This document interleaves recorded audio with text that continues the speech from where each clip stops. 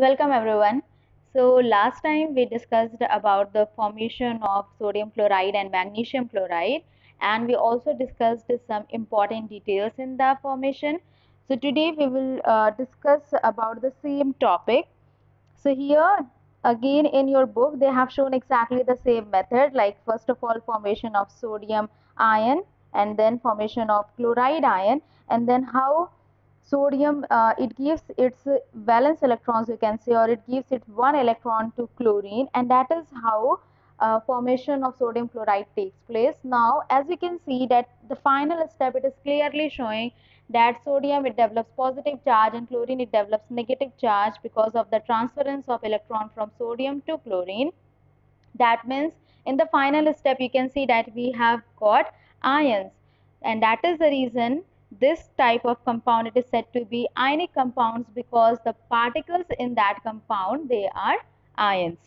Now here it is given sodium and chloride ions being oppositely charged attract each other and are held by strong electrostatic forces of attraction to exist as sodium chloride. Now here it is given that as we have got one cation and one anion, that means they are oppositely charged, and this is the reason that they attract each other, and there is a very strong force of attraction acting between them, which is electrostatic force of attraction, and that is why they are held together as NaCl.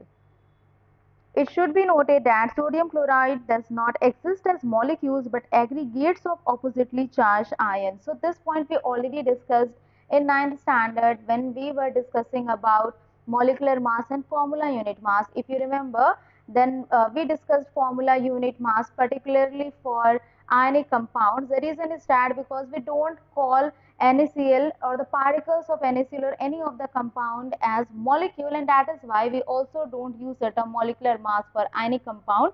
We use formula unit mass. The reason is that because what happens in ionic compound, the formation of oppositely charged ions takes place, and that is how they aggregate, and they are and that is the reason they are not said to be molecule but they are said to be formula unit.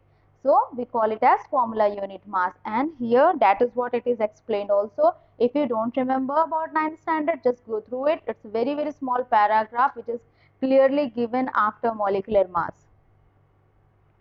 Let us see the formation of one more ionic compound, which is magnesium chloride. So we also discussed about magnesium chloride, which is the latest one. We discussed about magnesium chloride, and the concept and the basic of formation of magnesium chloride is also same as that of sodium chloride, but still, as if you will see the formula of magnesium chloride, it is MgCl2. That means there is only one magnesium but there are two chlorine, and why there and what is the reason behind this and how the formation takes place and everything related to that we have already discussed. So here just a little bit theory given about them.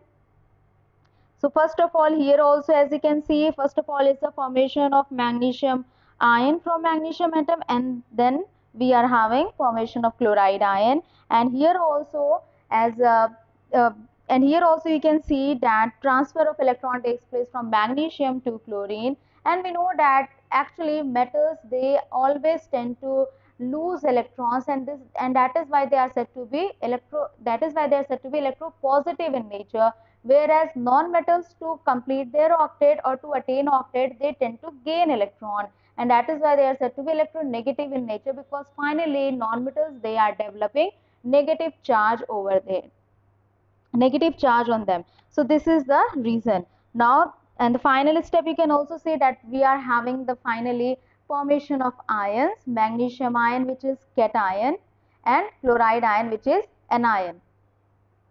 Now here it is given the compounds formed in this manner by the transfer of electrons from a metal to a non-metal are known as ionic compound or electrovalent compound. So electrovalent compound is the another name for ionic compound. Please underline this. So this is the two line which is the definition of ionic compound or electrovalent compound, and I think you can easily write this definition in your own language also, because you know the concept, you have already understood that transfer of electron takes place. That means if you have to just give the most important point in this definition, then that important point is a compound which is formed by transfer of electrons. that type of compound is said to be ionic compound. This is the most important point. And when you have to explain it little bit more, then you can also add that transfer of electrons takes place from a metal to a non-metal, and that type of compound which is formed by this process, this method is said to be ionic compound or electrovalent compound. So this is the full definition, in which the most important point is that the compound which is formed by transfer of electron. This is very, very important. Can you name the cation and anion present in MgCl2? And you can easily name the cations and anions in MgCl2. Suppose if you don't know even this process also, but if you know about the nature of metal and nature of non-metal, then also you can easily tell about the cations and anions. That if you know metals, they tend to lose electron. That means finally after losing electron, they are going to develop positive charge, and non-metals, they will develop negative charge over them. So accordingly, you can also name the anions and cations in any of the ionic compound.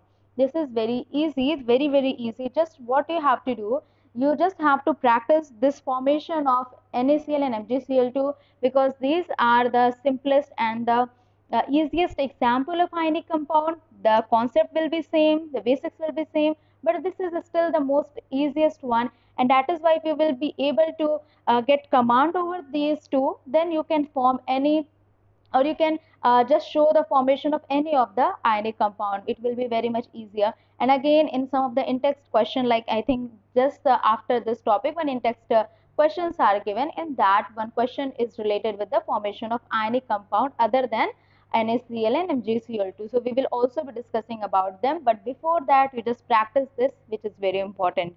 So today we discussed about NaCl and MgCl2, which we have already discussed the formation, but we discussed something, some other points also, which is the definition, and which is about, you can say, the revision of what we already discussed. Thank you.